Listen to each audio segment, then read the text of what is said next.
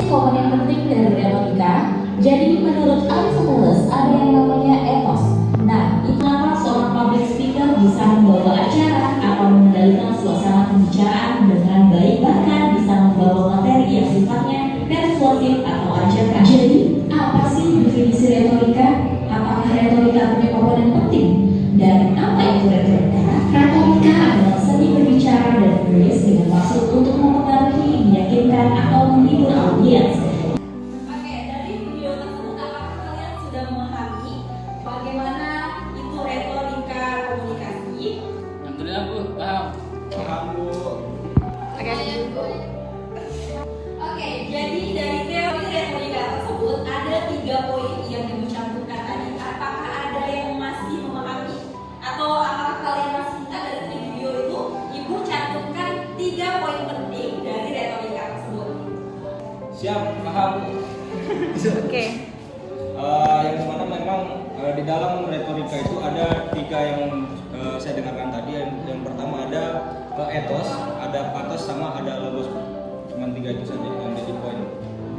Oke, benar sekali. Jadi retorika komunikasi poinnya itu ada 3. Yang pertama ada ethos, ada logos, dan pathos. Di mana ethos itu adalah kredibilitas, kemudian logos itu adalah secara logis ya, dan yang pathos itu emosional ya. Jadi di sini ada 3 poin penting dari retorika komunikasi. Apakah ada yang ingin mencontohkan apa maksud dari kredibilitas tersebut? Apa juga maksudnya mempengaruhi dari emosi dan mempengaruhi dari logis?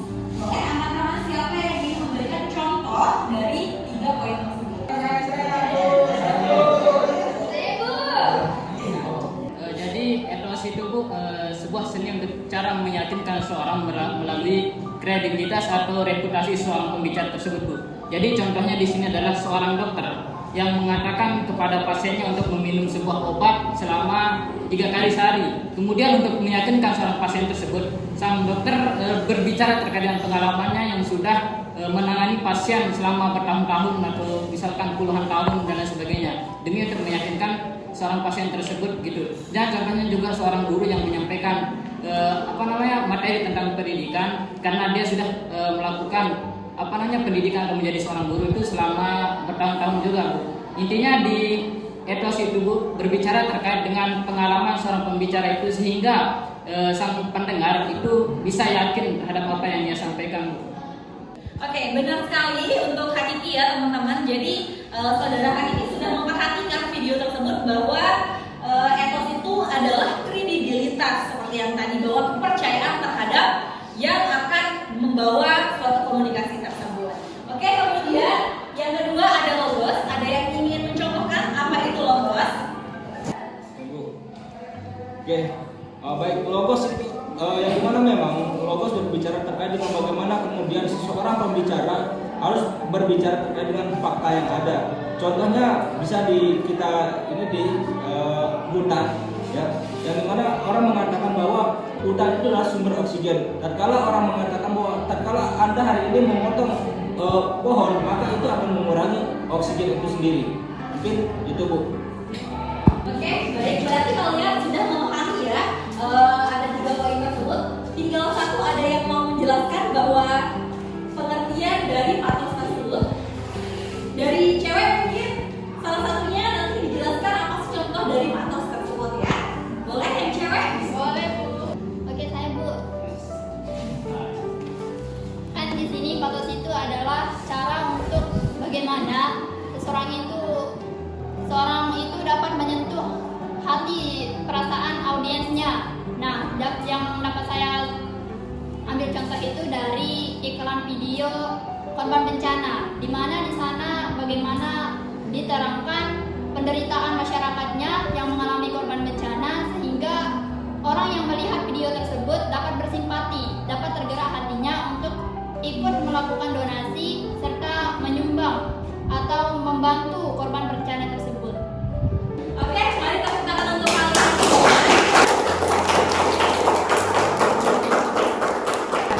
Jadi itu dia 3 poin dari retorika komunikasi, dan kalian sudah memahami beberapa contoh tersebut, dan kalian juga memberikan contoh ya pemikiran kalian luar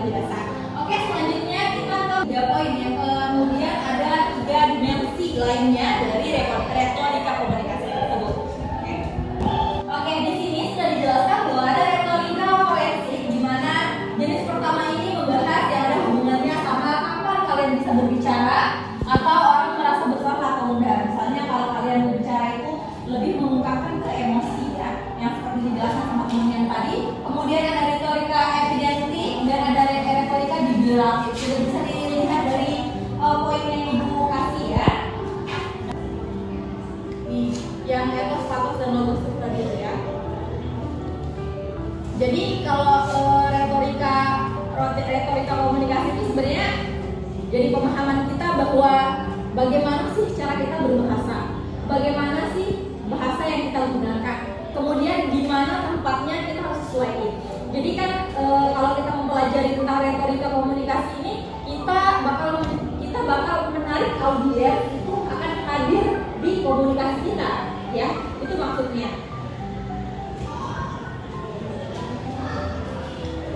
Oke, baik semuanya.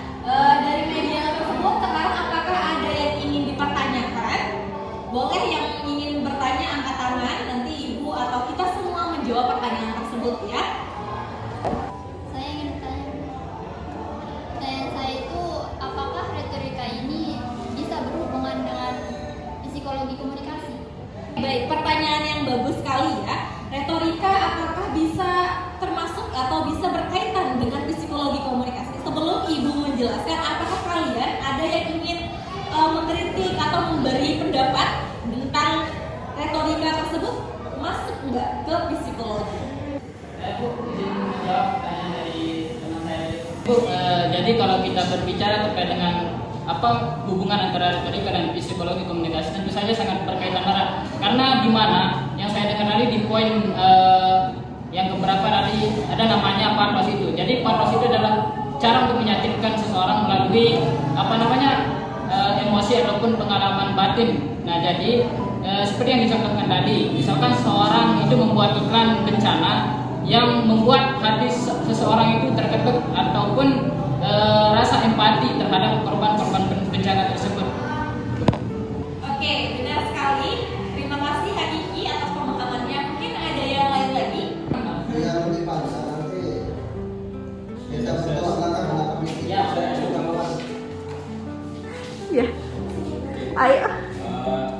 Mungkin Bu, tanpa mengurangi rasa hormat, sebenarnya terkait dengan bagaimana kita berbicara dialektika hari ini menurut saya sangat perlu untuk diadakan dalam perkuliahan hari ini, lebih-lebih di pendidikan agama Islam itu sendiri.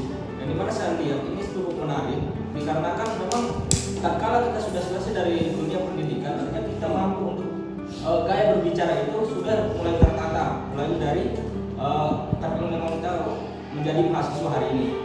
Nah, sehingga saya pikir perlu sangat penting kemudian diadakan terkait dengan dialektika, yang dimana kalau kemudian kita lihat di pendidikan hari ini kita kurang berdialektika antara dosen dan mahasiswa.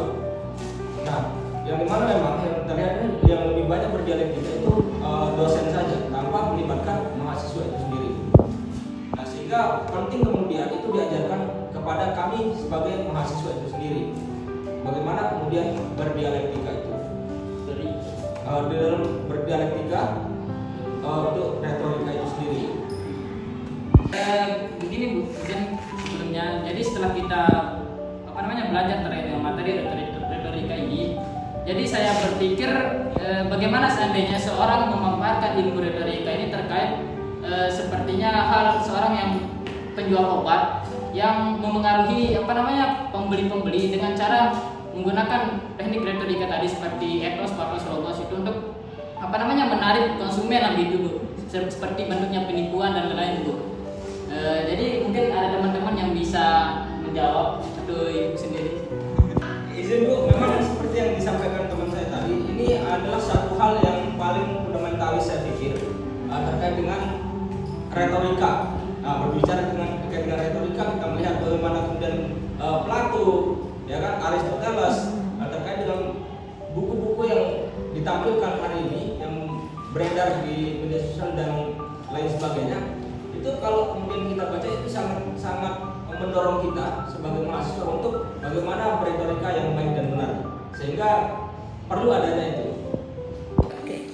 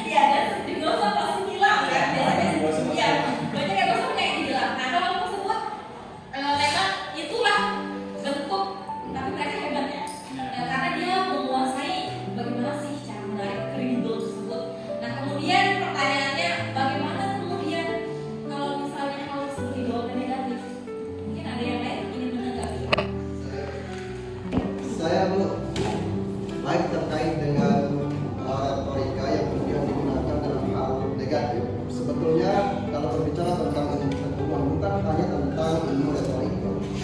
Ilmu-ilmu yang lain juga ketika digunakan dalam hal-hal yang negatif itu juga ada sifat negatif dan positifnya. Baik, kemudian ini yang perlu makanya kita mempelajari yang namanya ilmu retorika. Kan dalam retorika itu ada 3 poin hal yang penting, itu ethos, pathos, dan logos. Kemudian tadi kasus yang kemudian Ibu sampaikan tadi terkait dengan penipuan sehingga bisa meyakinkan audiens. Nah itu makanya dalam poin hal kita berbicara dengan itu ada logos itu kemudian kita kan logika dan fakta dan datanya dulu, betul enggak? Ketika dia menyampaikan tarikan uang tunai, maka kita cari informasi yang valid, data yang valid, sehingga kita tidak akan terjerumus dalam penipuan seperti yang Ibu temukan tadi. Oke, terima kasih. Tapi izin menanggapi dari saudara yang ada di depan terkait dengan bagaimana kemudian retorika hari ini, ya, terkait dengan penipu tadi, yang dimana memang kalau saya lihat bahwasanya saya menilai orang yang melakukan penipuan itu sudah khatam betul terkait dengan bagaimana retorika hari ini. Nah, sehingga dia sudah menguasai 3 elemen yang menjadi intisari dalam retorika tersebut. Nah, sehingga adapun hari ini orang-orang yang dimanipulasi sehingga mereka akan gampang percaya karena orang-orang yang melakukan penipuan itu sudah khatam terkait dengan pelajaran retorika itu sendiri. Sehingga orang-orang kurangnya pengimplementasian retorika atau pembelajaran retorika yang berada di ruang-ruang kelas atau di pendidikan itu sendiri. Nah, sehingga perlu kemudian hari ini diadakannya terkait dengan pelajaran retorika pendidikan agama Islam. Nah, bagaimana kemudian mungkin untuk dibungkus begitu menurut saya. Ini bagi kita sangat penting untuk ke depan. Ya makanya saya katakan tadi bahwa mempelajari ilmu retorika itu sangat penting. Bahkan seperti kita yang kemudian berada di prodi pendidikan agama Islam, misalnya dalam LMK komunikasi dan dakwah, yang kemudian LMK komunikasi dan dakwah ini kita implementasikan, misalnya langsung terjun ke lapangan sebagai pendakwah, yang kemudian kita bisa gunakan antara 3 faktor tadi, ethos, pathos, dan logos. Karena berbicara itu kemudian selama pendakwah kelas waktu mendalam kata-kata pada tempatnya yang kemudian bisa mempengaruhi audiens dengan kata-kata yang dikeluarkan yang awalnya kemudian tidak percaya dengan Tuhan misalnya, dia yakin bahwa Tuhan itu ada. Nah, begitu Pak. Ya, makanya saya bilang tadi bahwa kalau kemudian tidak ada pembelajaran retorika, ya bagaimana kemudian kita untuk belajar?